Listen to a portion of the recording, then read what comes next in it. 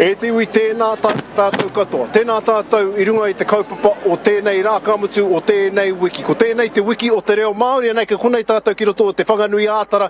Me tēnei whakatakanga ki te manawa o tēnei taone nunui ā tātou. He aha no hoki ko te take, ko te reo Maori te take. Ko tēnei te haerenga tuatahi o ngā haerenga mahaka ki te I te roangake o tēnei wiki. Tuatahi rā ki te whanganui ātara, anā kata tuatu ki takapuna, ki manukau, ki tāmaki, ana ki tūranga nui ākiwa mō tēnei kaupapa e meana kia kaha te reo Māori. Nō reire, I runga anō hoki I ngā whakaniko-niko o tēnei rāka ki te a te marea, e ki te ana I tēnei wai, whakararangi ana I ngā tiriti e mihi ana, e ngā kau nui ana ki tō tātou reo.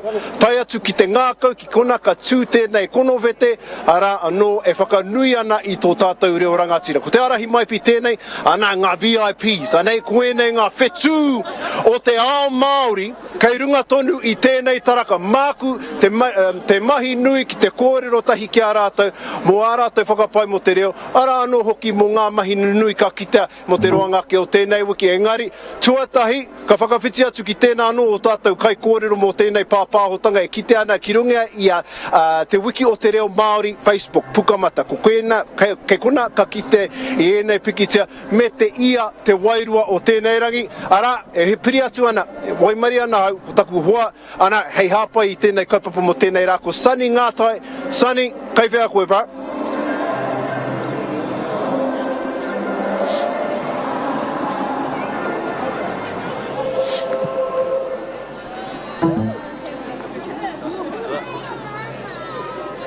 Tēnā koutou katoa. I'm here with Matua Clifford. Here's the tumuaki o te kura o Ōtare. We're here on the ground level of the parade. Tēnā koe Matua. Tēnā koe, Sani.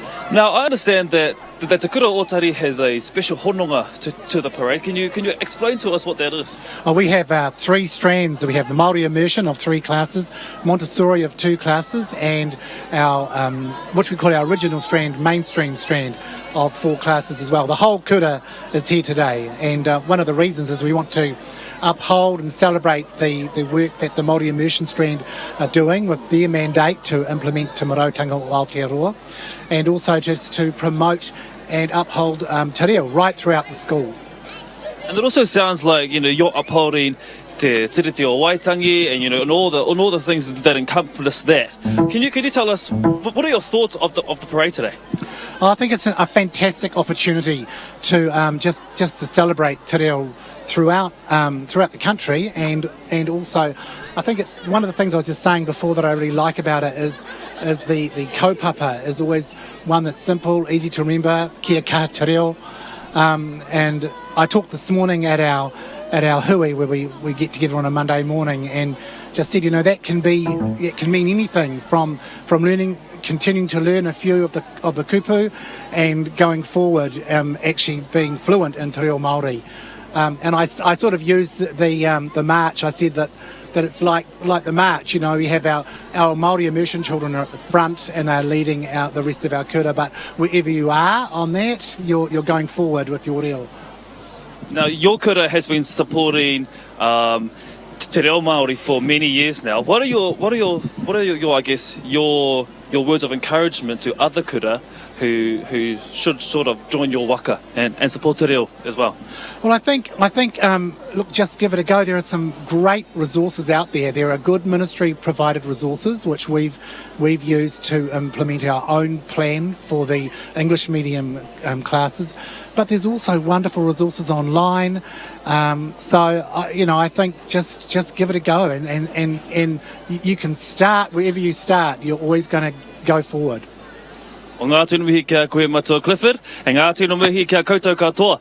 Te whānau whānui, whainua ki ngā tauira o te kura o Ōtare, ka mau te wohi, toi tū te kupu, toi tū te mana, toi tū te reo Māori, ka whakawhiti atu ki a koe rā, te arahi.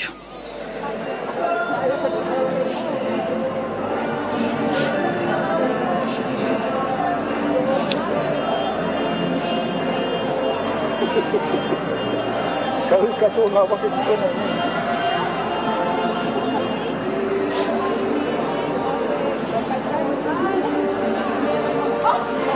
No reire, kare mā, e rongo ana I te reo Māori, e pāpāho ana I te mana o te whanganui ātara. Anei ko konei tētahi, ko tāna mahi, he tā koha atu I ngā takarete me ngā rare ki te whakaminenga, engari ko ia no hoki te upoko o tēnei kaupapa whānui, ko te tāhuhu rangapū o te taurawhiri te reo Māori a ngā hiu apanui.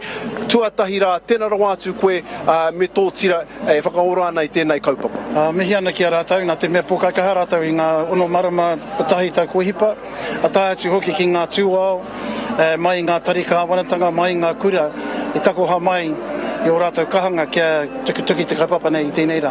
Ana I runga anō hoki I tēnā he ha te ia, te ngako o tēnei rei kāmutu ngā whakaneke hanga mo te wiki. Ko te mea ke, kāre nui ngā wāhi rānei e whakaatu mai ana, whakaatu atu ana rānei I te iwi nei I tō rātau aroha ki te reo Māori.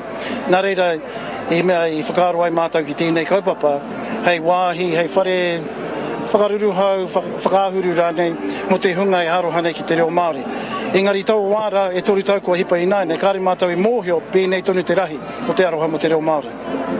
Me te harikoa, te kite atu I te mano. E haka I te mea he rau tāngata, he mano tāngata, ko tatu mai ki runga I tēnei whakatakanga. Ai, I tērā tau, ko te rima mano, te tau I mui I tērā, ko te rima mano. Pērā no I tēnei tau, ko nui ake rānei, haramai ai ngā kura, mea rātau haina, tohu e mea ana aroha ki te reo, ko tō mātou aroha ki te reo Māori, e rātu āhuatanga, e rātu haina. Engari e whakātu mai ana kei te aroha te iwi nei ki te reo Māori. Me te mea no hoki, ka ki te mai etahi I tēnei, ana ka rata mai ki te reo Māori. I runga anō hoki I tēnei kaupapa, haha e te he atu o ngā kaupapa nui e tari ana e te taurawhiri I te reo Māori, me o koutou torotoronga, hei hāpai, hei whakarauora I tō tātou reo. Ko etahi kei te whakahaere kaupapa I roto I o rātou whare, pērā tonu I te puni kōkiri, MB, Office of the Auditor General, e rātu whakahaere ka wanatanga, ana ko Vodafone tērā, no tērā wiki haina I te mea te whakaitangi Whakanui a mātou ko Vodafone, ki te whakatairanga, ki te whakakaha, ki tō rātou whare I te reo Māori, ko Spark tērā, e whakatere nei I tēnei rātou, nu rātou, tā rātou taupānga, kupu, nā reira me hari ki runga I te ipurangi, tiki mai ai tētahi. Te puni kōkiri me mihi, kāre mutu aku mihi kia te puni kōkiri, mō rātou I kaha nei ki te whakahaere ngā Hikoi. Ko rātou tunu ahako kihia, ko rātou tunu kei reira e tautoko mai ana ngā Hikoi, tata mate te Hikoi I rotorua, ana te puni kōkiri I whakaora mai anō. I runga I tēnā, e mihi atu ana ki ngā kautaunaki katoa o tēnei wiki, ana kāmutu, ko te whanganui ātara I tēnei rā, o ko takapuna, ko manukau, ko tāmaki makaurau, ko tūranganui a kiwa hei te praere, na hei te rātapu, ko rotorua, no reira I tēnei wā, e hoa mā ka paku whakatā mātou, na kia wāte anō a ngā hiwi te whiwhiu haere, e ngā taonga, ki te whakaminenga, e tatari mai ana ki te whanganui ātara, engari mo tēnei wā, ka paku whakatā, ana ka hoki mai me te roanga ke o ngā kōrero, ana matuara o te reo ki roto nei o te whanganui ātara. Kia ora. This is our real story. Speaking Te Reo Māori has shaped me into the kind of mama who encourages her tamahine to speak Te Reo. Ko Te Reo Māori, te Maori o tōku ao, he taonga ka meha meha. My favourite Māori word is ātāhua. It's something that everybody can say and it explains so many things. Like me, or this leaf, or you. Kia kaha. Te Reo Māori. Kia ora, ko Derek Lardeli tōku ingoa, anei rā waku kōrero e pāna ki tō tātou reo rangatira. Ko Te Reo Māori te whatitoka ki te whare Māori, he me nui tēnei ki au, he ohonga kai roto, he reo rangatira, he reo ariki. Ka hara mai ngā tāngata I te tai rāwhiti. Haere mai ki au, kia hikorangi, kia noho tahi, kia peri tahi, kia kōrero Māori tahi. Kia kaha Te Reo Māori. A memorable Te Reo moment for me was when I started a new job doing the weather. I said things like, te ika a Maui, te wai pounamu. What blew me away is that some people didn't like hearing Maori in mainstream media. Luckily, that was a few years ago now. The whole landscape and culture of our media has changed, so we are hearing Maori on all of our channels, and I think that's pretty awesome. Kia kaha te reo Maori. Kia ora, ko ngā hui wharipi tōku ingoa, and this is my real story. My passion for te reo Māori comes from the fact that it's a part of who I am. It's my culture, it's my identity. My favourite Māori phrase is me he te, like a boss, because that's me. My most memorable te reo Māori moment would be feeling that pride after watching my girl speak just te reo Māori for the first few years of her life. Kia kaha, te reo Māori.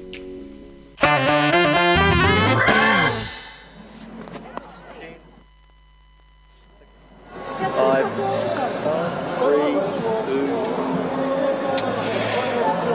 2. Ea ku hui a kaumanawa, whiti mai ana te rā ki runga i a tātou, ana ko te manako nui e rongo ana, tamanui te rā i te reo Māori, e kōrero tia kaha ana ki roto te whanganui ātara, ana ko tētahi o ngā pou e pēnai, nā ko tēnei o a mātou manuwhiri i tēnei wā ko te hea mana o te taura whiri i te reo Māori. E hine tēnā roa atu koe? Tēnā atu koe. Ko rua marama koe i nāina i tēnei tūnga hau. E pewhi ana te haere? He pai te haere. Me ki pēnei i taku tīmatanga ki tēnei tūranga. I puta te mahi karauna, o te huki o te mahi karauna. Nō reira, hei te mutunga o tēnei marama ka kite i tau pēhea ai. Pēhea nā kōrero a te hunga nākau nui ana ki te reo. Nā mea i tonoa mai ki tērā kaupapa nō reira. Kei te miharo. Rā, e rongo kai whia mai tēnei momo pōwhiri, tēnei momo whakatau i a koe, me te hari e rongo nāna i te reo Māori e kaha kōrero ti ana. Koena ki te mea noi, he miharo te kite i te tokomaha o ngā tāngata, ko harama ki te tautoko i tēnei kaupapa, mai ngā mea nohi tai atu ki ngā mea pākeke, kei te tino rongo, kei te nākau nui tonu tō tātou papori whānui, tō tātou reo. E mea ana e tehi kai te mate haere tō tātou reo, mēnā tuāhuatanga katoa. O manako mea au mahi i roto i tō tūnga. Heha ngā whāinga matua o te taura whiri, ke whakakore hia we nā momota tauranga mēnā aro ki tō tātou reo. I raro i te mahi karauna, he titiro whānui pēhea te āwhina i te papori, nō reira kia māhorahora ai te reo, nō reira he pīki mahi tērā, kei mui te aroaro o te taura whiri, nā te mea he āhua hautonu, mai i ngā mea o te ture o mua, nō reira ko te manako, ka hiki tēnei kaupapa, ka anga whakamua pēhea te whakanui ake i te kotahi wiki, te kotahi marama. Kamutu a tērā tau, me ai ki a UNESCO, koena te tau ka whakanui i ngā reo taketake o te ao. Nō reira, tērā pēr ka whai wāhi tātou, ki te arahi, tērā momo whakanui i o tātou reo katoa. Nō reira, kia nei, he mea nui tērā, kamutu he kaupapa whakahira mā tātou hei whakanui tō tātou reo. Ka tika hoki tēnā, nā koina te whāinga matua mō ngā wiki marama tau kei mui a tātou. Ka mutu mō tēnei wiki, e ki te ana, pokea katoa ngā tiriti o te whanganui ātara, heha anō e tehi mea hikaka, e tehi mea whakaawe i tō tātou reo mō tēnei wiki. Ki taku titiro e hia nei ngā kaupapa kei ngā hapori katoa, ko tino hiki te mānuka, kua whakatakotohia, nō reira he pai tērā, kia kawea tēnā i tēnei wiki, a ngā wiki kei te heke mai. E rawe ana te rā, ka puapua nei, engari ka kore e ua, engari ko te hanga nei, mena ka ua, ka kare aha ki tēnei tira Māori, i te me hākua ana katoa. Koia, nā te reo rātau i tō mai, mā te reo rātau e whakamahana i tēnei rā. E whae tēnā roa atu koe, mō au mahi kamutu mō tō tira, e whakarau ana o rāna i tō tātou reo. Tēnā koe o tira, tēnā koutou. No reira e homa anō kia piri mai ki tēnei whārangi ipurangi a pukamata ko te wiki o te reo Māori e ki ana.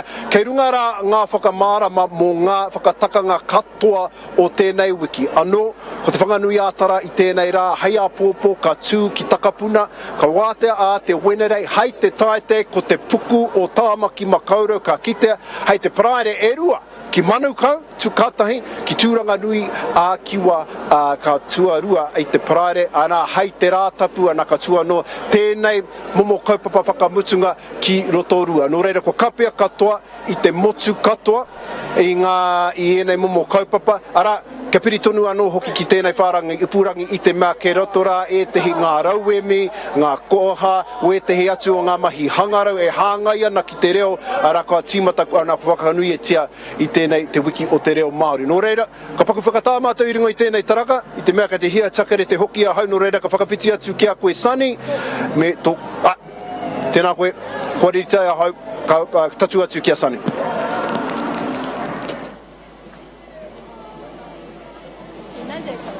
Tēnā koutou e te iwi, I'm here on Ground Zero at the parade. Found some whānau who are here celebrating the kick-off to Te Wiki o Te Reo Māori. Tēnā korua, tell me, what are your names and where do you live? Raunia Nata, I live in Titahi Bay. Tēnā koe Raunia. Kia ora bau, Spencer Jonathan, and I live in Johnsonville. Oh, tēnā korua, tēnā korua. Now, can you tell us, what do you love about Te Wiki o Te Reo Māori? The celebration of Te Reo Māori. That's what I love. Ka pai, ka pai. Yeah, I love the celebration and the coming together of everyone on what a great day this is, and it's a great event for all Aotearoa. Ka pai. Can you tell us, what's the atmosphere feel like here? Like a big party, civic celebration. And how about for you, bro? Because, you know, we're seeing lots of kids walking past and everyone's chucking lollies and there's waiata and everything. How does that make you feel? I wouldn't mind catching some of those lollies. But, you know, I feel really good. I think our tamariki, they're the ones that are going to carry the reo through into the future. And that's how I see it, eh? And with waiata and with events like this as well. So, yeah, love it. Love it, bro. I feel like there's a strong sense of whanaungatanga here at the parade. How does it sort of contribute to the revitalisation of Te Reo Māori, do you reckon? I think with the whānau connections, and not just here in Aotearoa, but also overseas, and so those whānau that are over there can reconnect back with us through our language, through our heritage, you know, through our history, everything that's all about Aotearoa, eh? So yeah, big contribution from all our tamariki and from all the people that embrace it. It's awesome. Yeah, love it. And I guess my last question is, what are your hopes and dreams for Te Reo Māori? That everyone speaks Te Reo Māori more than English. Aye. Ka pai koe wha. Yeah, I agree with that too, with Raunia, and yeah, to speak it when you go into places, like even if you're going for a kai, a cafe, restaurant, anywhere really, and you're greeted in Te Reo, and you have a small kōrero as well with whoever you're with, and you know, it's beautiful. Yeah, it's a wonderful language. That's our identity. That's who we are as Aotearoa, as Kiwis. Well, that's the kaupapa here at the Ground Zero whānau. Ki te ora, Te Reo Māori, me kōrero. Ka whakawhiti atu au ki a koe ra e hoa, te arahi, tēnā koe. Ka re roa.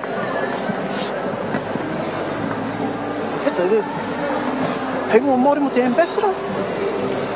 Awau. Awau. Yeah. Are we going further up or?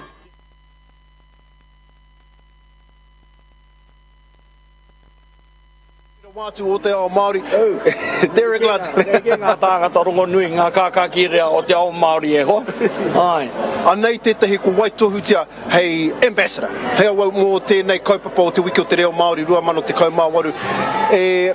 Matua, anō o whakaro mō tēnei kaupapa whānau. He kaupapa nui whakaharahara. Mai te timatonga o tā mātou Hikoi, haruru ana te whenua, ngā ko ana te rangi, I te reo Māori nei, i ahu mai te reo Māori i te taitokarau, te taihau auru, te taitonga, ahu pērātu ki te wākainga.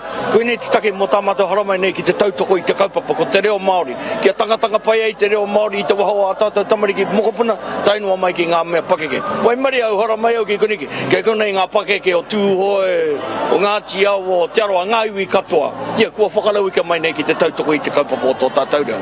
Tika hoki tēnā, nā me te mea hoki te ki te taipakeke mai, tai tamariki mai. Ko ngā iwi katoa, anā ko e te anu hoki, e hake i te mea he Māori, engari e ngā kaunui ana ki tō tātou reo. E mui ana kaupapa e ngā tāngata katoa o Poneke, kirikotia mai, whatu pai mai. Ai, tai katoa mai, i runga nora i te kaupapa o te reo, me te kupu nei, kia ora te reo. Ko tahi nei te kupu, ka pēnei te ringa, ka kia te kia ora, ka tahi, ka whakaoki mai ki te kia ora anei, te kaupapa, e whakaora nei, tātou tarangi nei, te whakatinanatanga mai o te kia ora. Ai. Anei mea ana, ko te oati o tēnei tau, hei tā te taura whiri i te reo, ko kia kaha te reo Māori. Koe tēnā e aki ana i ngā tāngata aha koe haha tō taumata, aha koe haha tō mahi, kia kōrero tia, kia kau e whakama, kia kaha. Kia tika tunu ki tēnā e koro maina e hika, kia kōrero hia te reo, aha kua paku, aha kua roa, kōrero hia te reo. E mena, wetei wā, e te ka pewa mai ngā tuke mata, he momo kia ora anō tērā. Ai, ko te tinana kai te ki, kia ora, ai. Me pēra anō tātou i tēnei wā, kia ora! Anei e kia ora mai nei. Te tokomaha, he kirikotia. Nera, engari, kei te memene mai ngā pāparinga, kei te rewa mai ngā tuke mata, he momo kia ora anō tērā kai loto, kai te tautoko rātou i te kaupapa. Ai. Nā ko koe tēnā e hautū ana, e tautoko ana i tēnei kaupapa, engari ara anō atu ngā kaupapa e tari ana e a koe, e koe. He anō ngā mahi, e mua tonu i te matatini, e tatu mai ana i te pepuere, engari he anō hoki e tehi o e rātu o mahi, e kauhauti ana e koe i tēnei wā. Ngā mahi a toi kai rākau, ngā whakakite ngā o te motu, he kaupapa no tā mātou e hāngai tunu ana ki te kaupapa o toi Māori Aotearoa, me te matatini tunu. He piki kaupapa te matatini. O tiraia, ko wātātou kaupapa huhua, me ki pēnei te kaupapa. Kia peke atu tātou ki te angi tūtanga o wera kaupapa. Patua i tahatu o tarangi. Wai ho te tangata haere wā, kia haere ana, kia ronga i te kōrero. Kōrero hia te reo. I ngā wā katoa, i ngā wāhi katoa, kia piki ai te ora, kia whai ai te huarahi ki te angitu.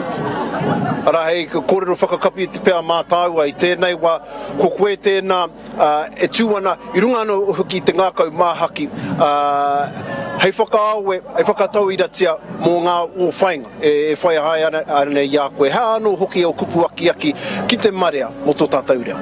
Tērā ka puta, tērā ka tāia. Wana te kaupapa, ke pai ai te tangatanga o te ārero i roti i te waha, ka teika ke tea te tāhua o te reo heke mai o tātou tīpuna ki tēnei au, me te mene he ao anō ki tua, he ao hou kei te matāho e tia hui honei ki a tātou. Whaia tēnā huarahi, e rangira kia mau tunu ki te taurawhiri i te reo, hei taonga mau ki te ao e tuake nei. Te rangatira, tēnā rawātu koe mo au mahi o tēnei kaupapa, ka mutu mo ngā mahi toe, ngā mahi kapaka, ngā mahi katoa, e whakaora ana i tō tātou reo, me tō tātou ao Māori. Tēnā rawātu. Tēnā koe e te rangatira, o te reia koutou e raranga nei ngā tira o te kaupapa, ko te taurawhiri i te reo, kia kaha te reo. Koe, anā ko Derek Lateli tēnā, anā ka whakawhitia tika anō ki tō tātou tangata, sani ngā tai, ko wai tō taha, bra. Kia ora. This is our Real story. Speaking Te Reo Māori has shaped me into the kind of mama who encourages her tamahini to speak Te Reo. Ko Te Reo Māori, te Maori o tōku ao, he taonga ka meha meha. My favourite Māori word is ātāhua. It's something that everybody can say and it explains so many things. Like me, or this leaf, or you. Kia kaha. Te Reo Māori. Kia ora, ko Derek Ladeli tōku ingoa, anei rā waku kōrero e pāna ki tō tātou reo, rangatira. Ko te reo Māori te whati toka ki te whare Māori, he me nui tēnei ki au, he oho ngā kai roto, he reo rangatira, he reo ariki. Ka hara mai ngā tāngata i te tai rāwhiti. Haere mai ki au, kia hikorangi, kia noho tahi, kia peri tahi, kia kōrero Māori tahi, kia kaha te reo Māori. A memorable Te Reo moment for me was when I started a new job doing the weather. I said things like, te ika a Maui, te wai pounamu. What blew me away is that some people didn't like hearing Maori in mainstream media. Luckily, that was a few years ago now. The whole landscape and culture of our media has changed, so we are hearing Maori on all of our channels, and I think that's pretty awesome. Kia kaha te reo Maori. Kia ora, ko ngā hui e Wharipi tōku ingoa, and this is my real story. My passion for te reo Māori comes from the fact that it's a part of who I am. It's my culture, it's my identity. My favourite Māori phrase is me he te, like a boss, because that's me. My most memorable te reo Māori moment would be feeling that pride after watching my girl speak just te reo Māori for the first few years of her life. Kia kaha, te reo Māori.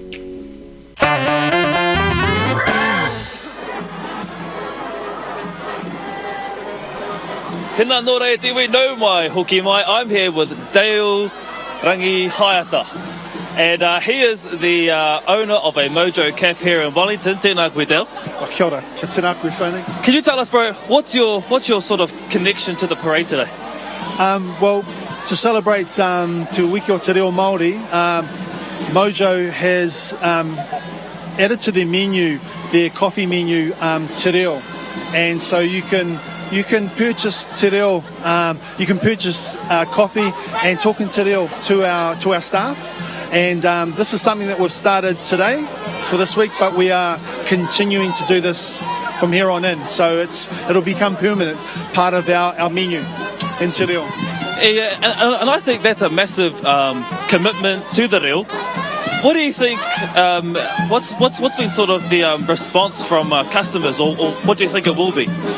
Well, even today it was, everyone was really up for it. So there was a pamphlet that we're giving out, this one here, and it just tells them how to create a sentence in Māori, and also the coffees, how they're pronounced.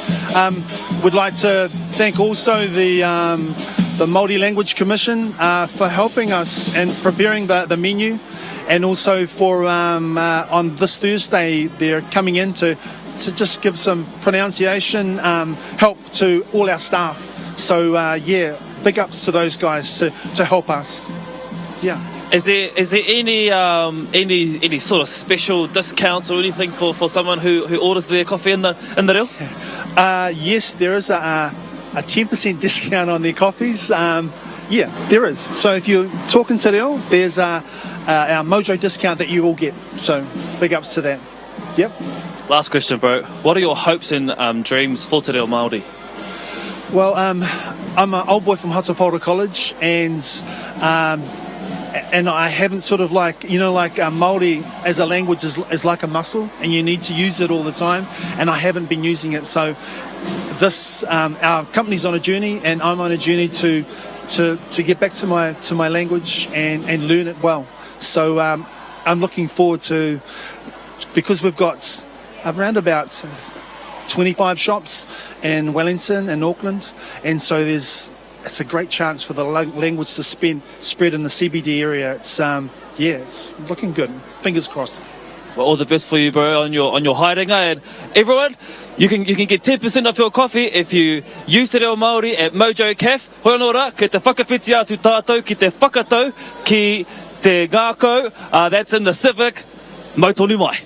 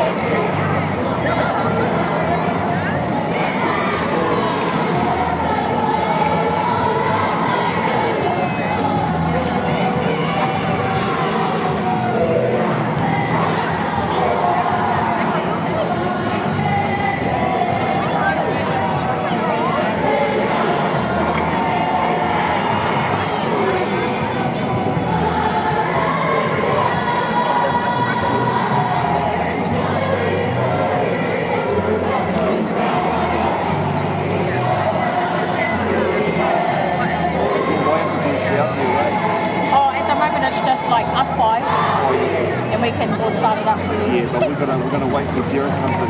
Yeah. No, yeah. E te iwi, kake mātou i te waka, ana kua taipai mātou ki tēnei wahi e kia ana ko te ngākau, ana ki te ana muri a tātou, kua pokea katoa tēnā wāhi o te reo te take. Ana, nōku te whiwhi kia tū mai ki tēnei mātanga o te ao Māori. Kua roa nei ia e tautoko ana, e taunaki ana i ngā kaupapa huhua o te ao Māori ko tau haura ki tēnei. E te pāpā tēnei rau atu koe. E te mea kia koe, kia rātou hoki e mātakitaki mai i o rātou marae kāinga. I ki te mātou i rongo anō hoki mātou i te ia o tēnei kaupapa i runga i tēnā waka. Kua roa nei koe e tū ana hei āpiha mo te ao Māori. I tēnei tau, 2018, he anō hoki o whakaro mo tēnei kaupapa. Mo tēnei kaupapa ko te tino miharo ka titirua ki Watātatu tamariki mokopunu, ana kei a rātou. E taka mai nei I roto wā tātou tapu ai I nā tau ki mua, he mea miharo.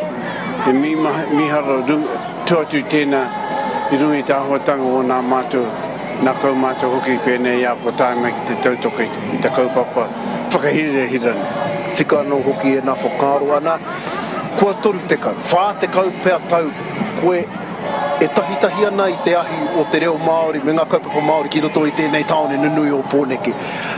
E ki tāu nei aro, kai te paiake, kai te tipu haere wā mātou tō tātou reo me te oranga o te ao Māori?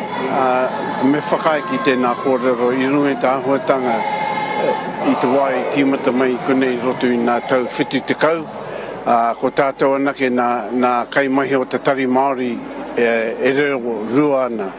Nā ne ka titirua ke au ki te waihongo nā tāngata ke te tautoko I te Hikoi nei, mai nā tari kāwanatanga, mai etahi Pākihi, nā reira me ki aki rungi te kaupapa o Rawunia mā mo te huri whakamatau, koe nei te āhua, koe nei nā hua o he rā momo kaupapa. Tika katoa tēnā. Ana, I runga anō hoki te whakaro, kāreno kia oti au mahi, I runga I nei momo haerenga.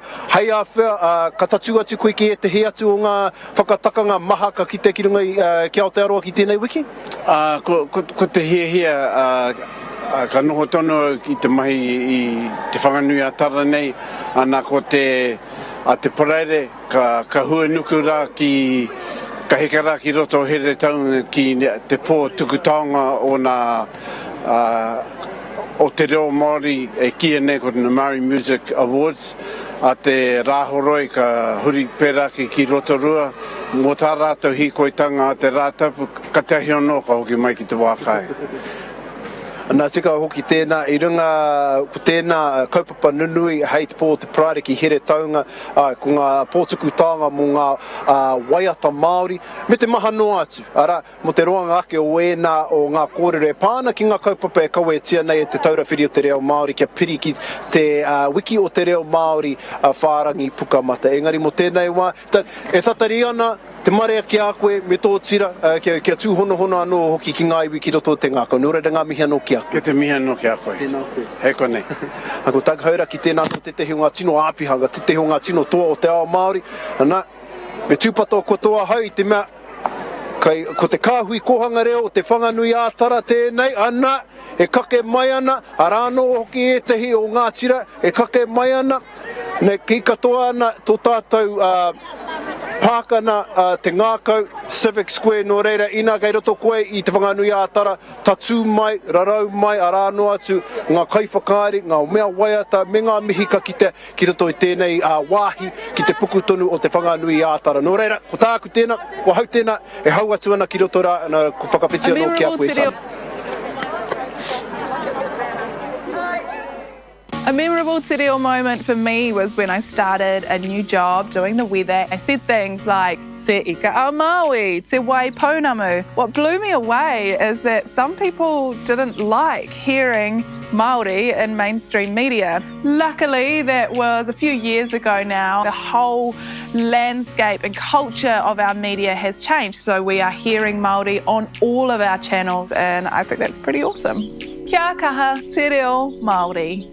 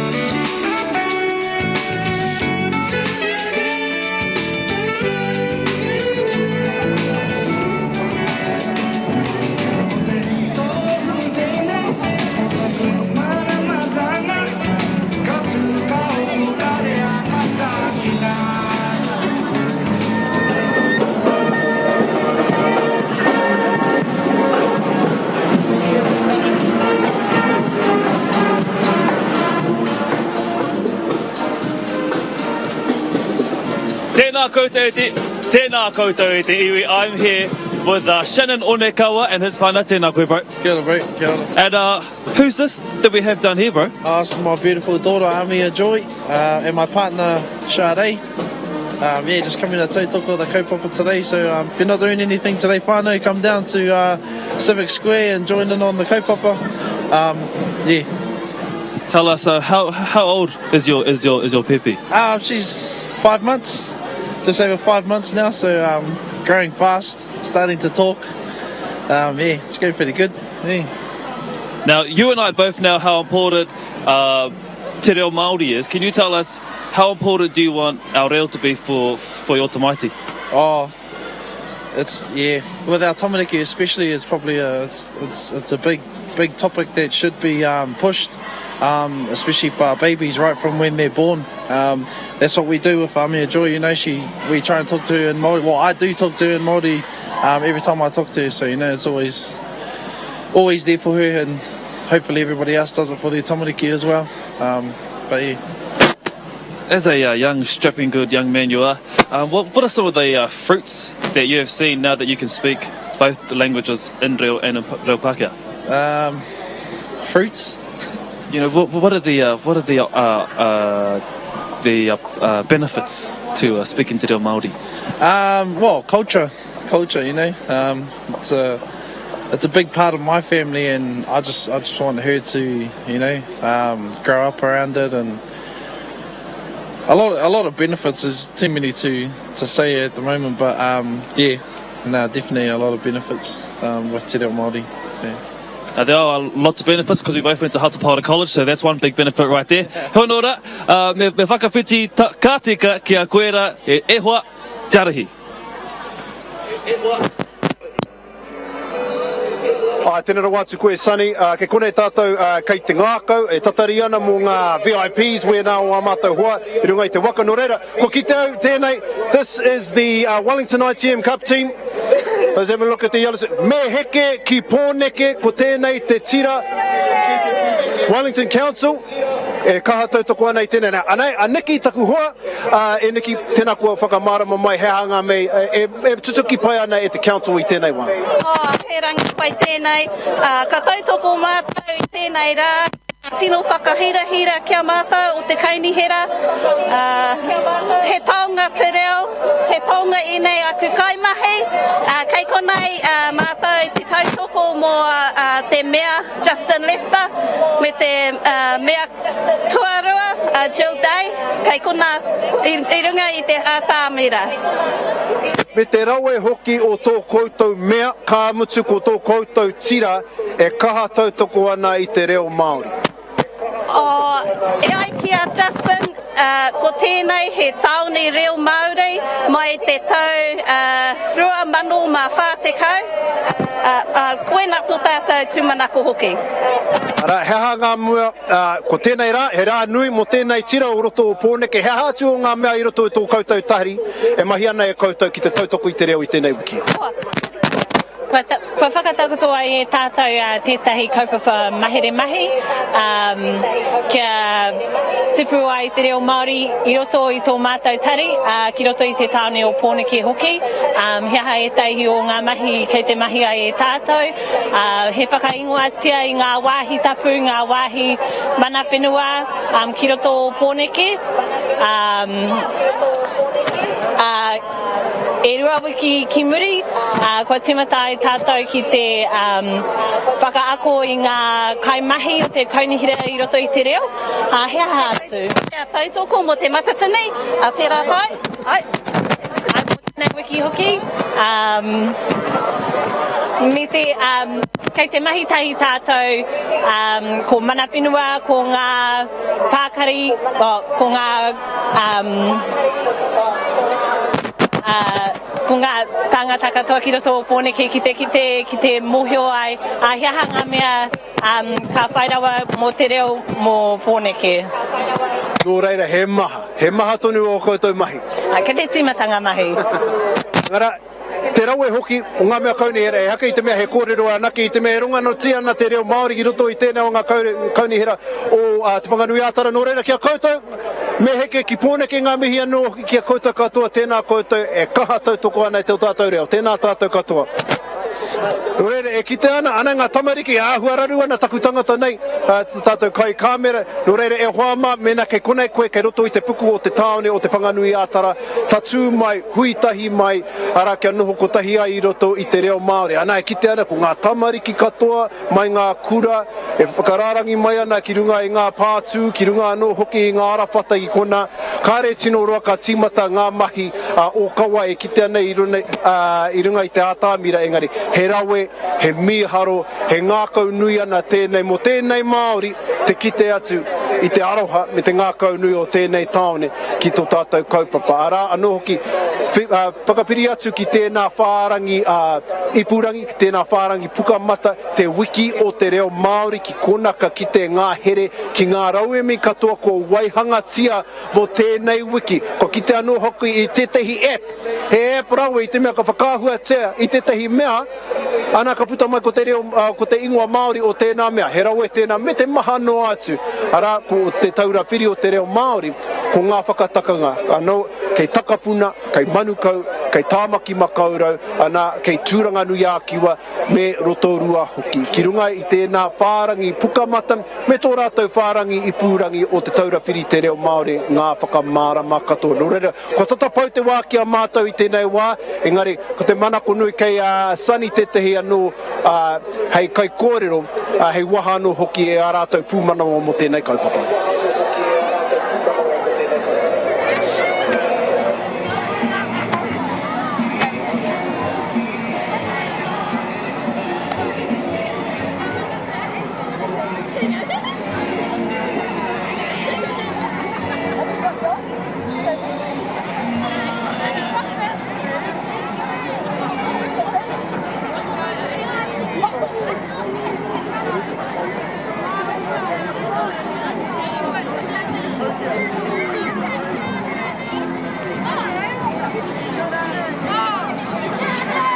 Tēnā koutou katoa, I'm here with... Ko Ruben Aho. Tēnā koe Sani. Tēnā koe Bada. Tēnā koe Ruben, tēnā koe. Tell us, what's brought you to the march this morning? Ko ia nei te mahi o ngā rangatahi Māori, ngā tauira Māori, ko te ao mārama tēnei, kei te hikoi, hikoi mo te reo Māori. Ai, kia kaha te reo Māori. Tautoko, bro, tautoko, kia kaha rawatu te reo Māori. Can you tell us, what are the benefits to learning te reo Māori? Oh, just knowing who you are, your whakapapa, yourself. Ai, rawe, kia ora. Aha kua te aha, you can learn te reo Māori. Is that true? That's true. Maori mahi, Maori ora. Ai. Tautoko, tautoko. Now, for some of our whānau who may not have Māori whakapapa, what do you reckon they can do to contribute to te reo Māori? Kōrero Māori, ai. Ākunga te reo Māori, ai. Because, yeah, aha kua te aha, te reo Māori is for you. Honora, bro, tell us, what are your hopes and dreams for te reo Māori? For myself, I just want to kōrero Māori more. Ai. But for our country, I want everyone to kōrero Māori. Ai. Tautoko tērā, ki te ora te reo Māori me kōrero e te iwi that has been us here at the big Hikoi here, ki te Whakanui i te wiki o te reo Māori, tēnā koutou katoa. Kia ora. This is our real story. Speaking te reo Māori has shaped me into the kind of mama who encourages her tamahini to speak te reo. Ko te reo Māori, te Maori o tōku ao, he taonga ka meha meha. My favourite Māori word is ātāhua. It's something that everybody can say and it explains so many things. Like me, or this leaf, or you. Kia kaha. Te reo Māori. Kia ora, ko Derek Lardeli tōku ingoa. Anei rā waku kōrero e pāna ki tō tātou reo rangatira. Ko te reo Māori te whatitoka ki te whare Māori. He me nui tēnei ki au, he oho ngā kairoto, he reo rangatira. He reo ariki. Ka hara mai ngā tāngata i te tai rāwhiti. Haere mai ki au, kia hikorangi, kia noho tahi, kia peri tahi, kia kōrero Māori tahi. Kia kaha te reo Māori. A memorable te reo moment for me was when I started a new job doing the weather. I said things like, te ika a Maui, te wai pounamu. What blew me away is that some people didn't like hearing Māori in mainstream media. Luckily, that was a few years ago now. The whole landscape and culture of our media has changed, so we are hearing Māori on all of our channels, and I think that's pretty awesome. Kia kaha, te reo Māori. Kia ora, ko ngā hui e wharipi tōku ingoa, and this is my real story. My passion for te reo Māori comes from the fact that it's a part of who I am. It's my culture, it's my identity. My favourite Māori phrase is mehe te, like a boss, because that's me. My most memorable te reo Māori moment would be feeling that pride after watching my girl speak just te reo Māori for the first few years of her life. Kia kaha, te reo Māori.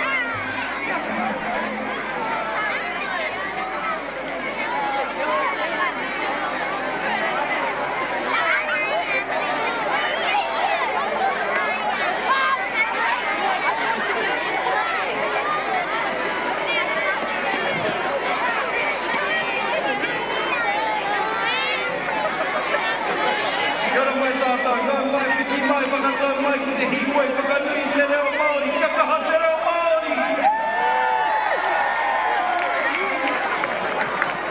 Ka pai whai ake nei, e tahi pito kōrero e pāna ki te haumarutanga. Anō, ka pai. Sorry, but we do have to do this again. Just a few housekeeping notes. Also, to see these fellows who made it here. Ka maua e muhiwai e tahari tonu mai e tino te hikoi. Nō reire, tika ana kia whakakiki mai te wāmina he wāse ana tētahi wā. Tata te tātua whainga tēnā, whakaki a tēnei wāhi kia whai e tā rā tahari tonu mai te kone. Just while you're here, if you fellas are wondering where the wharepaku are, they're located at the far end of the square by the shade cloth. Tērā taha. Ka pai, there's also a sausage sizzle under the shade cloth. Karaheu to freebies whānau. Drinking water is located by the wall down by where you came in, in that general direction. Kei kōna hoki tētahi dumplings cart, ne? And a drinking water. And a coffee. First aid is located in the ambulance park past the toilets and shade cloth. Ka pai? Just to reiterate what I said before, e te whānau, ka kite au i te tini me te mano e haere tonu mai ana. So if we could please, even if some of our babies could move up towards the stage, we're starting to get pretty congested towards the opening. It's getting a bit difficult for people to get in. So if we could just... Whakatata mai tātou, whakatata mai. Whakatata mai, whakapiripiri mai. Ki te tātou whai. I know it's all hard, but we've got to try and make sure that we keep it as safe as possible. In an emergency situation, we will most likely stay right here until advised it is safe to leave. If we need to evacuate the area, please head out the way you came in or up the steps and over the bridge to the waterfront.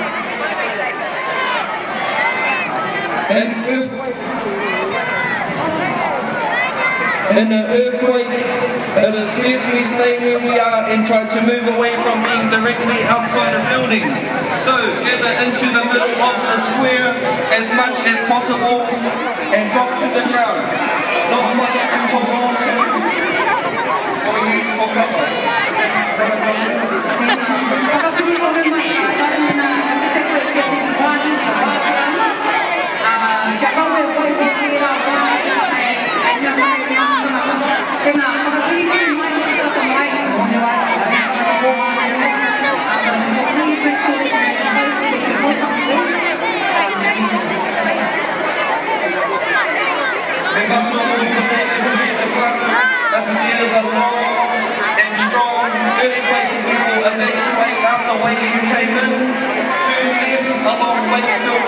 then right up Taranaki Street to Pukeahu National War Memorial Park. This provides an open space on high ground. Tēnā tātou, all of the politicians, all of the kura coming in, if you can find a place close to the front, that'll be important. We know there's still a ton of people coming in. That was amazing. Thank you to all of those that have moved up the front. Kia ora tātou. Sorry. Ka pai hei timatanga kōrero, mo te hui nei, ka hopatu te rākau, ki tō tātou kai kōrero tuatahi, a Holden Hoha. Mana hoki te karakia, me te tehi kōrero mākoe koe. Tēnā tātou.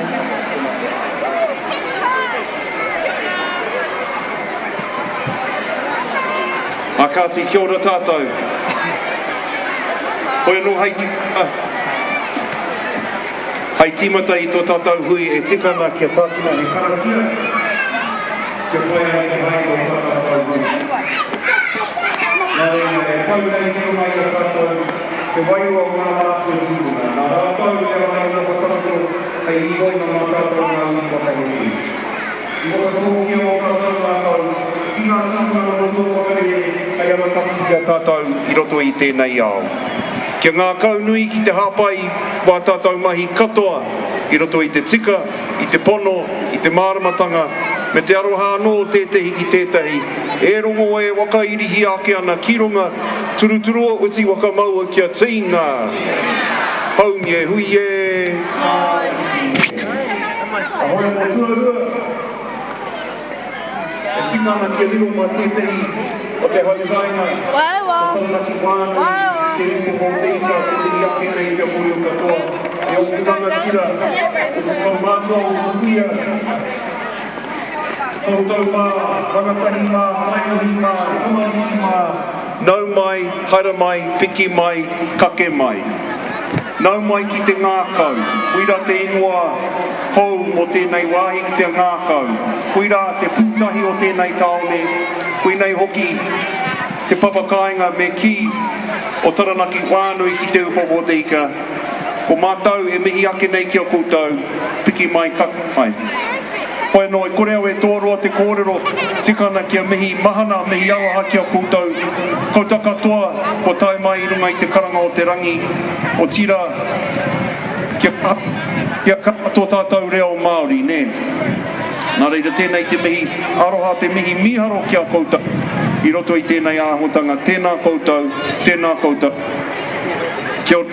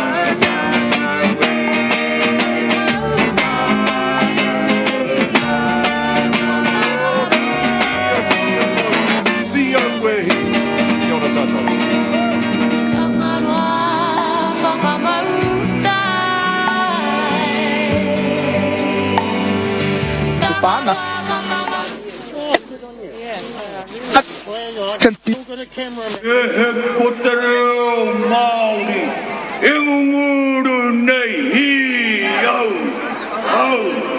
au e ha. Ko te reo Maori, e nguru nei, hi, au e ha.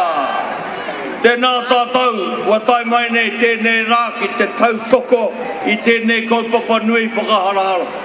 Ka tuku mihi atu ki te mana whenua Taranaki mau. Te ati awa whanui. Ngāti toalanga tira. Tēnā koutou e pupuru nei ki te Maori manawa tapu. O te whenua kai raro I o tātou tapu ai. Te taurawhiri I te reo Māori. Tēnā koutou, nā koutou I tō mai te kaupapa. Nā koutou I here te rā, kia whiti te rā. Te taurawhiri I te reo toi. Tēnei mātou, te whakalau I ka mai nei tēnei rā. Te taurawhiri I te reo, te taurakaha. Tēnei te taura I kokome nei, I ngā wairua te hunga kuangaroa tiki tai whetuki o te pō. Nō reire ki a rātou mā, mai ngā moka tōpito, o te motu, haere ngā mate, haere atura. Tātou nei ngā waihotangi I ho tēnā koutou, tēnā tātou katoa. Tēnā tātou, ngā mōrehu, ngā kākāki rea. Tēnā koutou, ngā taitamariki mokapuna, ngā pipi perehunga noto te ngā kohanga. I hara mai nei ki te tautoko I te rā. Te rā e whiti ana. Kia kaha te reo, kōrero hia te reo. Te atāhua o ta tātou rā. Nō reire nau mai, haere mai. Karanga mai, mihi mai ki a tātou. Tō tātou reo, nō ona mata, te taura ki a rātou mā. Tō tātou te reo o te naene, tō tātou reo moa popo, tēnei tātou, e raranga nei tō tātou reo.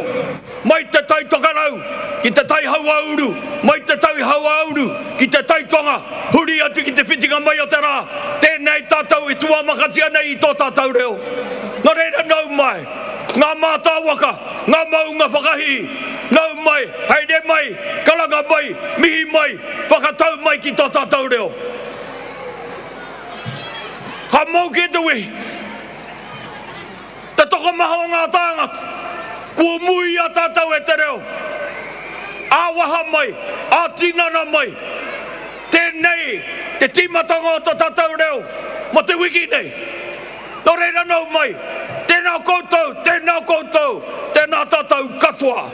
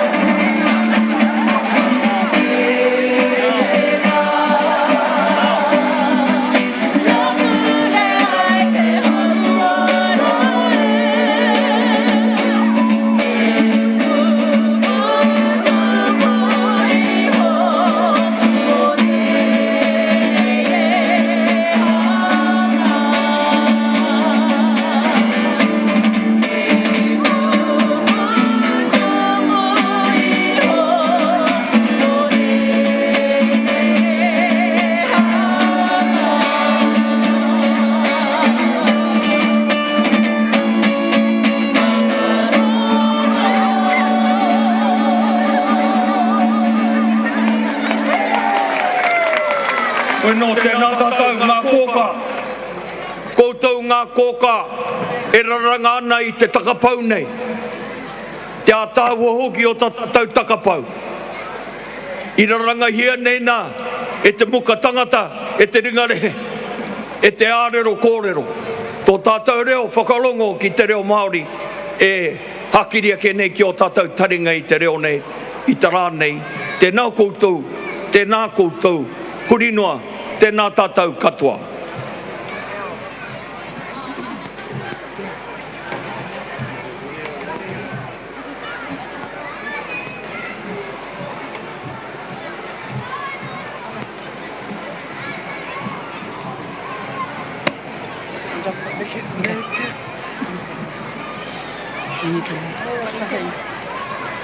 Kua te pura hei oranga mo te iwi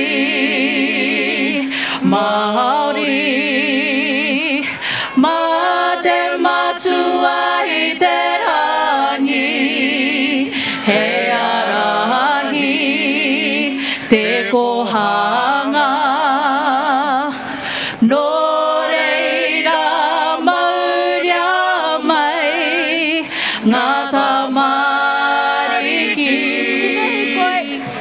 Ki te hikoi mo te reo.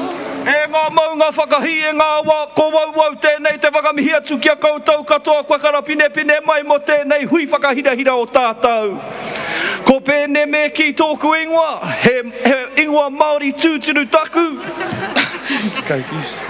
Tēnā tātou e te whakaminenga ko rangi o rāhau. He ingoa Māori tūturu ake tāku. No reira katahuri atu te rākau kōrero ki taku hoa ki tēnei taha nei. Kia ora whānau, ko hoa ki rangi ahau. Tēnā rā tātou katoa ko ngā pera hama tōku ingoa. Tēnā tātou kua hui mai ki tēnei o ngā hui. Whakanui tō tātou reo Māori, ko Hikoi tōku ingoa. Tēnā koutou. Ka pai tātou e nei ka aro atu tātou ki te kōrero o Justin Lester, Wellington City Mayor. Tēnā koe Justin, hara mai.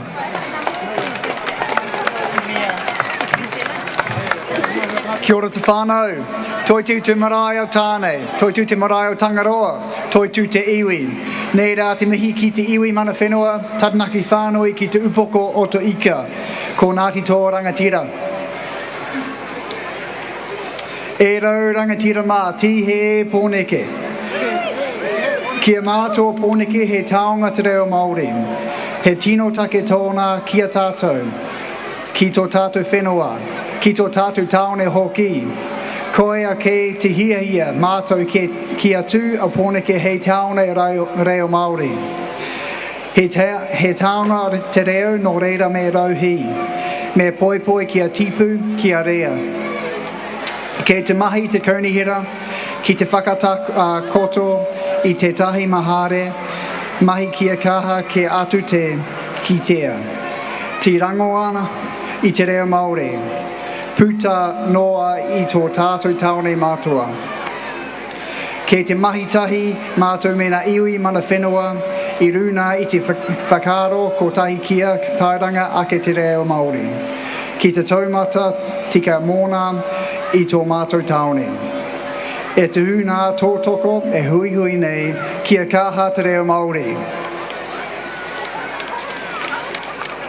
Kia ora everybody here today. I want to acknowledge iwi mana whenua and a big thank you to Ngāhiwi Apanui. Great to see you here, brother. So here in Wellington, we value te reo Māori. It's an integral part of who we are. It's an important part of our city and a hugely important part of our country. It's what makes us distinct. It's what makes us unique. It's a taonga that we need to nurture, protect and grow. So we've been working on an action plan, a Te Toihu policy, to make sure that te reo Māori is an integral part and seen and heard all around of our city, in particular here in Te Ngākau, Civic Square.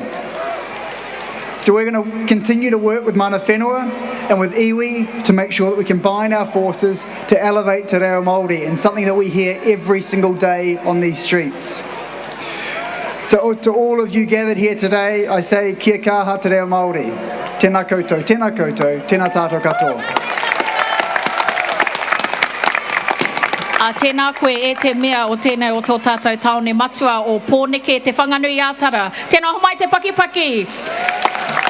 Ko te kai kōrero e whai ake nei, ko tēnei wahine te māreikura mo te kaunihira hoki, ko ia kei te ako i tō tātou reo rangatira. Ka whai ake nei ko tō tātou deputy mayor, ko Jill Day. Tēnā homai te pakipaki.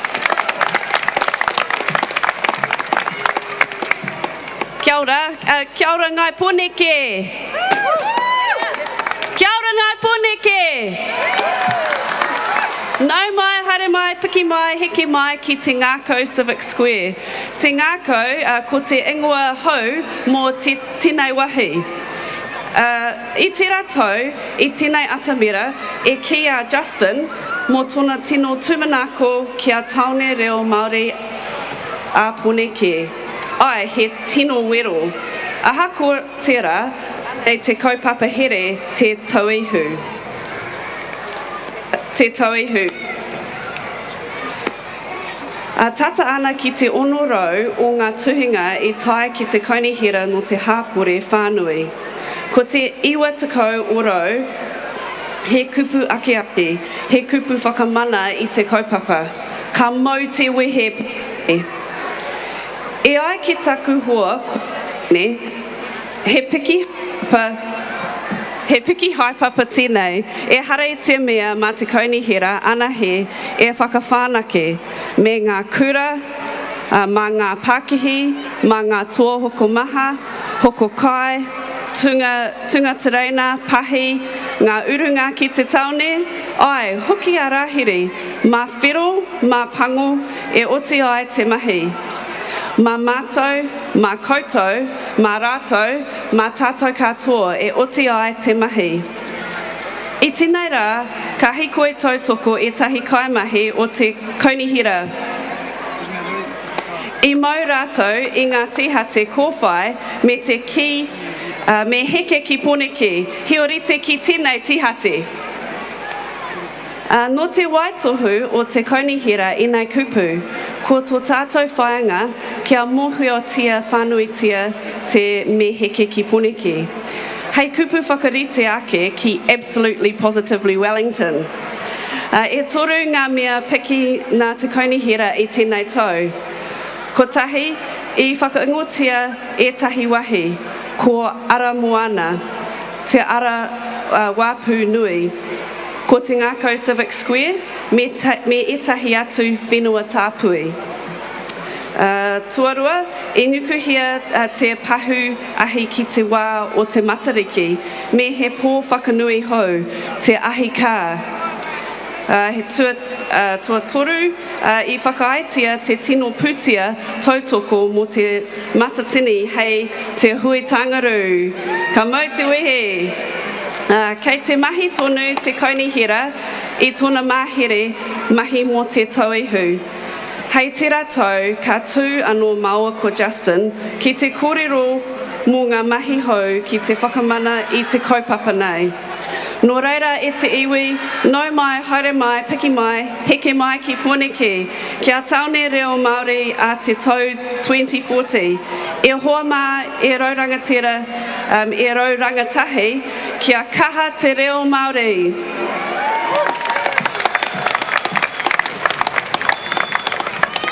Tēnā koe Jill mo au kōrero, whakahirahira. Tēnā, e te iwi, whakanui a te kaunihira, eki. Ka pai tātou nei ka aro atu tātou ki te tumuaki o te taurawhiri te reo Māori ko ngā hiwi apanui tēnā. Tēnā e te whanaunga haramai. Kia ora tātou, kei te pēhea. Heaha? Kei te pai tātou. Ahoy anō, mihi nei kia koutou ko tatu mai i tēnei rā. Me te pīki mihi ki ngā tūao. I tako hamai o rātou kahanga ki te āwhina i a tātou, i tā tātou hikoi mai te pāre mata ki te ngākau o te taone. Nā reira homai te paki nui mō ngā tūao.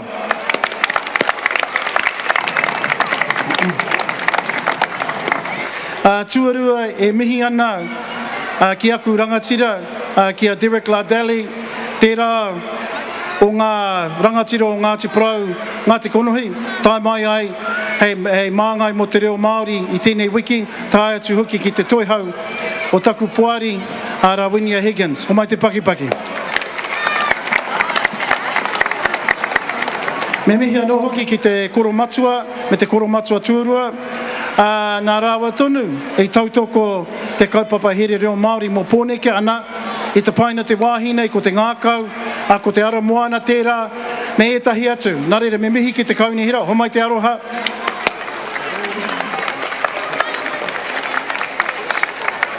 Me mihi anō ki a pēne maki, mōhio tonu au ki tōna pāpā, hone ki, me tana tungane, a mea eki. Hoi anō, kei te mihi atu ki a tātou ko tai mai nei tēnei rā, kei te mihi atu hoki ki ngā tāngata, ngā rōpū, i takoha mai ki tēnei kaupapa. E mihi ana ki a koutou i haramai nei me ngā tohu. E rua ngā tohu e ki tēnei au i tēnei rā, he whakahirahira. Ko te tuatahi e mea ana, ko tō mātou ara, ko te reo Māori, he prae he tāku, hei hoatu ki a koutou. I ki te atu au, i tētahi roto i te reo Pākehā, e mea ana, keeping it real. Nā reira, nā wai tērā tohu, keeping it real. Ki te au i tērā. He tino ātāhua, he prahe anō, kei au, hei hoatu ki a koutou. Nā reira, huri noa, tēnei rā te mihi atu ki a koutou, kia kaha te reo Māori. Kia kaha te reo Māori. Kia ora tātou.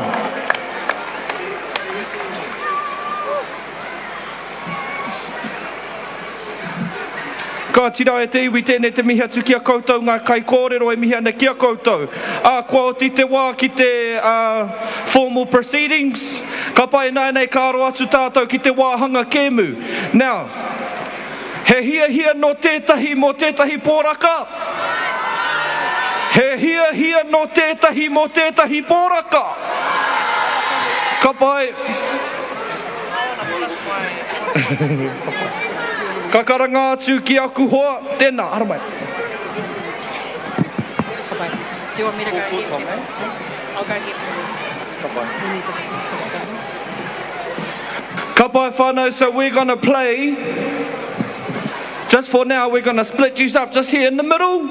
Ka pai, we're going to split you up, and we're going to play the 4-chord song. Do we got any guns for the 4-chord song? True.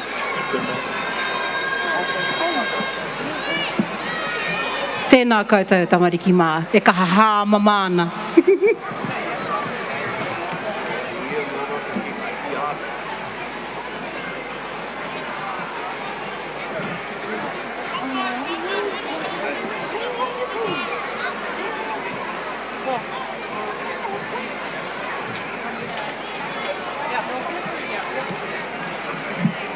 Tēnā tātou, kei te whakarite a Beni tā tātou rakuraku o Kita. Tēnā haruru mai koutou no te tai tokerau, haruru mai te whare, tō tēnei wāhi. Kei hia koutou te tai tokerau. E tā, kāri konei. Koutou no te puku o te ika Māui, kei hia koutou. Heka mā, te tai hau auru, kei hia koutou. Ka pai. Koutou no te tai rāwhiti, yay! Hai, kei konei te urunga mai o te rā. Koutou no te waipounamu, kei hia koutou. Kia kaha, kia kaha. Kia kaha ngai tahu. Kori te mai tā tātou ki tā. Ana. Anei te tauira, anei te tauira. Oh, hikama. Ka pai, so we're going to look over to this side, you're going to start a waiata, and then we'll give this side about a minute to think of another waiata that goes to the tune, ka pai? It's like a riff-off, ne? Anōna he Māori riff-off. Don't worry about a thing, 'cause every little thing is gonna be alright. Koira te tauira. Don't worry.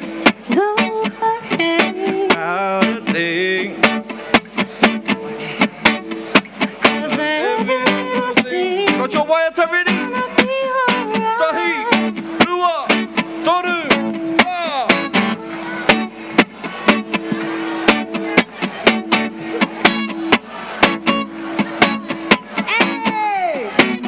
Waiata mai, waiata mai.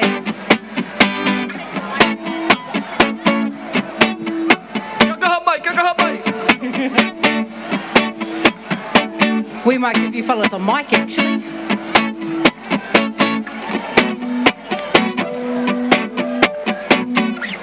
Ka pai. We don't know taha.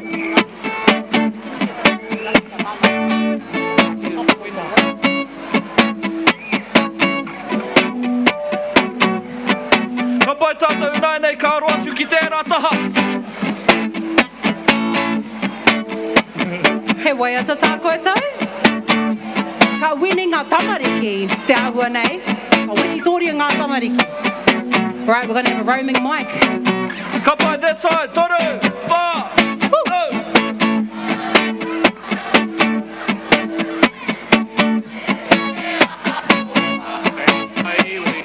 Kia tapatahi, kia kotahira.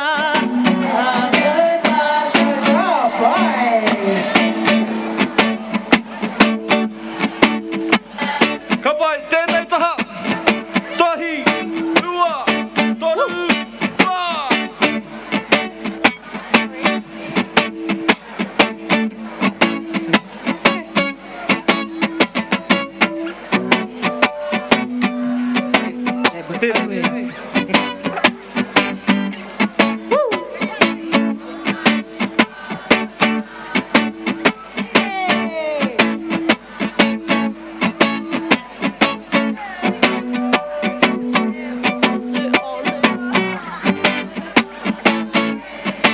All right, so we're really going to get into it now. This is the competition portion of it. We have very limited hoodies and t-shirts to give out actually. But, ka tae te wā, well, if you want it, you're going to have to sing up. Ka pai? Tēnā, sing up. One individual. There's one person to come up here. Get one to sing and come to me. Okay, so what we're looking for now, tātou mā, is we're looking for a bit of a singer. We want the singer to come up instead of having to haere tonu. Anyone who wants to sing to win a poraka can come up to the front. There's a microphone here, we won't be roaming. If you want to come up, ka te kite awi a koe. Do you want to sing, bro? Te kaha no te whakamohio atu, ko ai o hoa ki tō taha.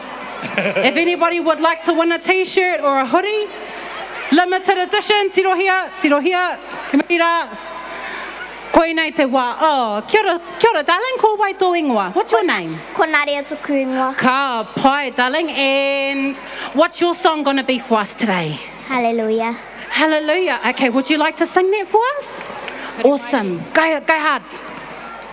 Ka koe ingo ka mara ki te mauri o te atua e te kamaga e te kai whakaora.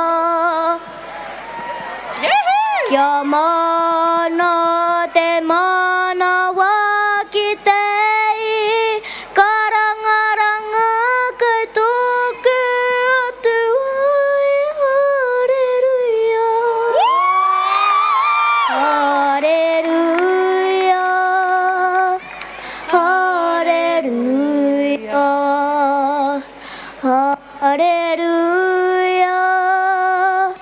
Hallelujah.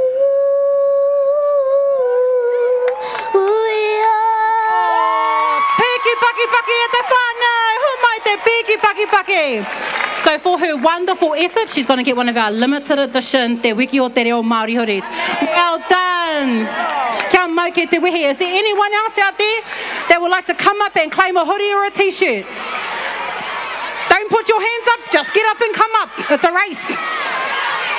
Ka pai. He reihi. Oh, I can see some East girls here. Can you fellas let us know before you fellas sing what your fellas' names are and which kura you've come from today? No. Okay. What's your fellas' names? Oh. My name's Henerangi. My name's Tiao Marama. And we come from Wellington East Girls. Choice, and what song are you girls going to sing for us today? Do you know? Eminakana?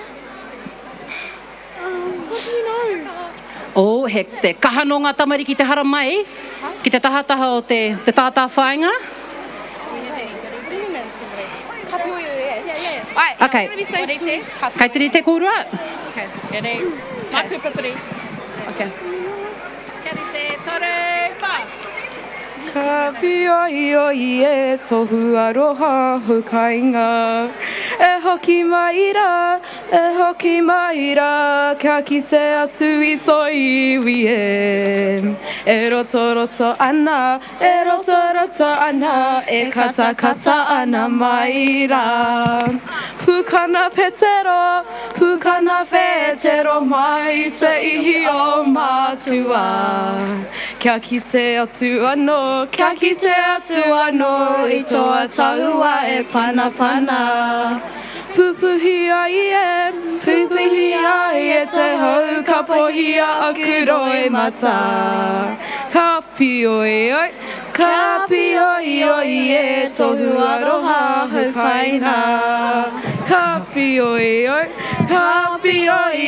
e tohu aroha hukaina. Awesome. Tēnā kōrua. Looks like you two are getting a prize too. Maybe. What do we have? Ka pai.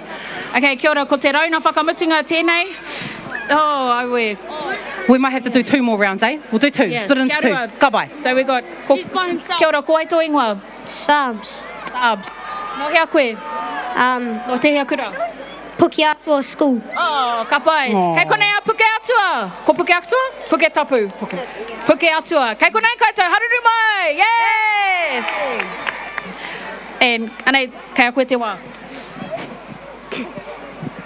Kia kaha. Tia hamaira, te whetu o te ata. Ko pui te ao, pare arau I te pō. Ka tū te o marama, he ahara. Tū mai ra koe he tohu I aha. Tū mai ra koe he tohu I aha. Paki mai, te whakaminenga. Paki mai. Anei, ko enei toko toru, ko ai o koutou ingoa? TJ. Tio koutou. Wade. No te kura o ngā puawai, Wilford School. Tēnā kahia te kura o ngā puawai. Ka pai, haruru mai ngā puawai. Haruru mai. Ka pai. Hey. Nā, hea tā koutou waiata. Kia kaha. Yeah. What have we done? Oh, yeah. Okay. Koe te tipu. Okay.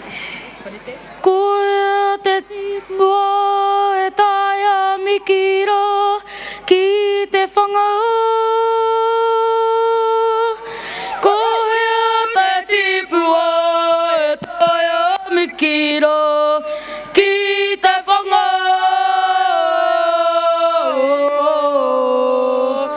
Moana he biwhara, hei ka matarohi e. He tātai whatu ki runga. Kia tuatia koe te whatu o te tau. Nau mai te kura nui, nau mai te kura roa e. Tēnā, ho mai te paki, mo te kura o ngā puawai. Anei, he taonga. Ka pai koutou. Ko te... Te mea no? Okay. Ko koe te mea whakamutunga e tamano. Ko ai tō ingoa. What's your name? George. George. And no te hea kura. What school are you from? Ridgeway. Ridgeway. Kei hea Ridgeway. Tēnā koutou. Whakanuia. Okay. What's your waiata? What's your song for us today? Oh, anei. Te aroha, te whakapono, me te rangi Māori e tātou tātou e te aroha te whakapono me te rangi Māori e tātou tātou e. Tēnā, homai te paki paki. Whakanuia, paki paki mai e te iwi. Okay, ka tahuri atu te aronga o te hakataitai nainei. Ko tahuri atu ki te aronga o te whakataitai. Kei awai te pūkana miharo rawa atu. So, we're going to have a bit of a pūkana off. If there's anyone out there, mena e rite ana koe. Mena e rite ana koe mo te pūkana off. He pērā tonu ki tā te ringans I mahi ai. We're looking for who? We're looking for 6 participants. So we've already got one up here on the stage. Toko rima nā tūranga e toi ana. Mena kei a koe te hia. Kia wiki tōri a koe mo tēnei pūkenga nunui o te pūkana. Tēnā, takahima I runga I te whatarangi. Okay. Ka nui tērā. Darling, hold up. Taiho. Okay, so we said ono. I believe we've got a few more than ono here. So what we're going to do... Oh, okay. Oh, so you fellas are wearing your korowai. What we might do is we might have a boys versus girl pūkana off. How do we feel about that? Ai? Ka ora nei? Kau? Ai? Ka bai? Tōkere. Tāne mā? Whakararangi koutou ia koutou anō. So I'll get you fellas to stand in a line. It's for boys, the boys competition. Kōtiro mā? Oh, okay. You two jump up too. Kōtiro mā? Nice line. Straight line, you fellas. Girls? Nuku. Girls? Okay. That's enough of our babies up on stage. Kia ora. Ka pai e tama tēnā koe. Ko wai tō ingoa? No, mate. What school are you from, bro? Whakanui. Good. Kei kōnei a Whakanui. Kei whia hoki koutou. Woo! You also from Whakanui? Tēnā koe tama ko wai tō ingoa? Ko Kingston toku ingoa. O Whakanui hoki? Hai. Ko tātai toku ingoa. Ihaya. Matthew. Shane. Wade. Ka pai tātou, paki mai mo te hunga tāne. Okay, me timata ki tēnei muka o te raina. Now, darling, what's your name and which kura are you from here to represent today? Hibiscus and Rangikura School. Ai, kei whia koutou Rangikura School? Kei whia koutou, hey! Mere te ho Rangikura School. Castalia Rangikura School. Ko Essence Rangikura School. Kira from Rangikura School. Sophie from Newtown School. Kei whia koutou no Newtown School.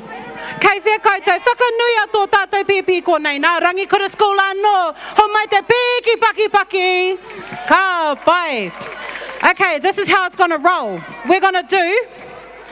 How many boys there were? Tahi rua, toru, whāhima, ono, tahi rua, toru, whāhima, ono. Okay, so what we're going to do, how should we do this? Should we do it all at one time? Or should we do one on one and then see who wins? One on one? Yeah? Ka pai. Okay. Ooh, I don't know if you can tell us who starts first. We might have to be tricky. Might start it down your end. Okay, my bro. Mo, hei taki. Ka pai ka timata I konei ne. So, here's the rules. We're going to give you a 3-second countdown. Once it hits 1, what we want you to do is give us the best pūkana that you absolutely can. Now, the first one to laugh, the first one to drop their pūkana, or the first one to not really give too much ihi in their pūkana. Okay, so what we're going to do is we're going to start at this end. Ka pai. So what we're going to do is we're going to get you fellas to move a little bit closer to the front of the stage so that everybody can see you fellas. Ka pai. And we're going to leave it up to the audience to decide. Okay, so remember the rules is that I'm going to count down from 3. Once I get to 1 or 0, you fellas have to pukana at each other. First to drop, kua hinga. Okay, ka timata ia koutou tēnā tātou, whakanui a tēnei kaupapa tātou, te wiki whakanui te reo Māori. Ka pai, okay, I'm going to count down. Tore, rua, tahi, timata. Woo! Kia kaha tamariki mā, kia kaha whakanuia.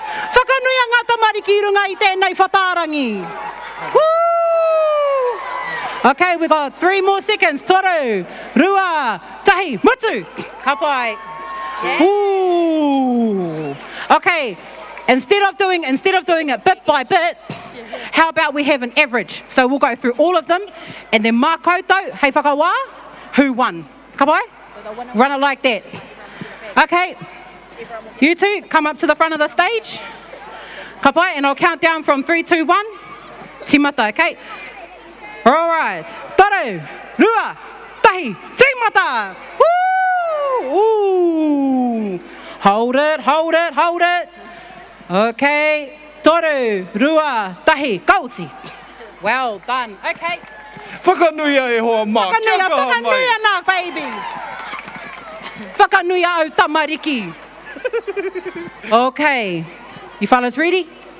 Okay, I'm going to count down. 3, 2, 1, go! Ooh! Woo! Got a bit of a witty in there. Kanana we te kiri. Ooh, hei kai mā te ahi ka, pai kōrua. Okay, 3, 2, 1, kauti. Well done. Ka pai whakanuia ngā tamariki e hoa mā, whakanuia. Oh, whakanuia, hey! Okay, you fellas know what the rules are. I'm going to count down from 3, and you're going to go as hard as you can, okay? Ka pai kōrua? Okay, 3, 2, 1, go! Woo!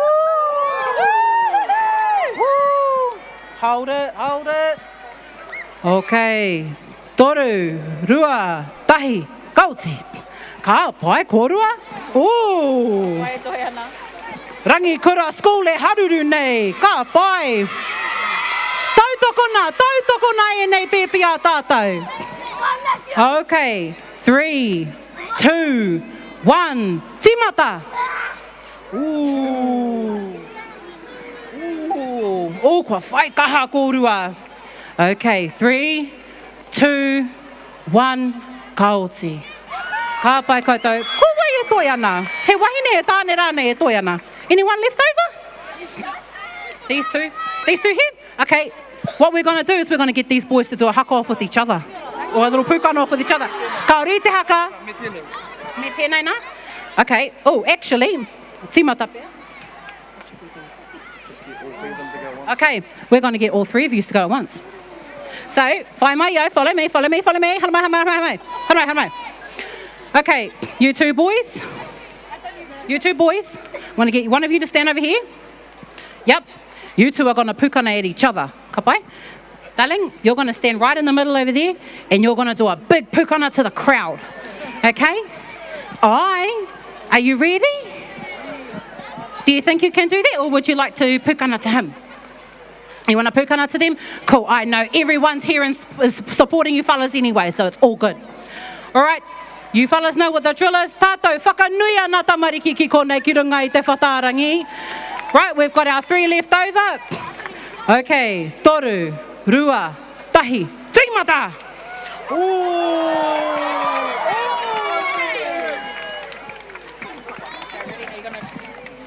Okay, hold it.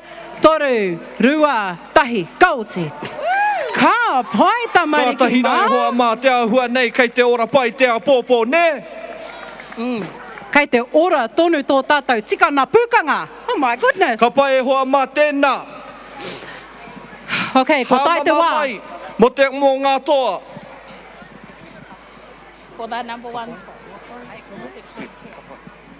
Okay, he ua ua tēnei wāhi. Uaua tēnei wāhanga hoki ki te whakawā i ngā tamariki. Okay.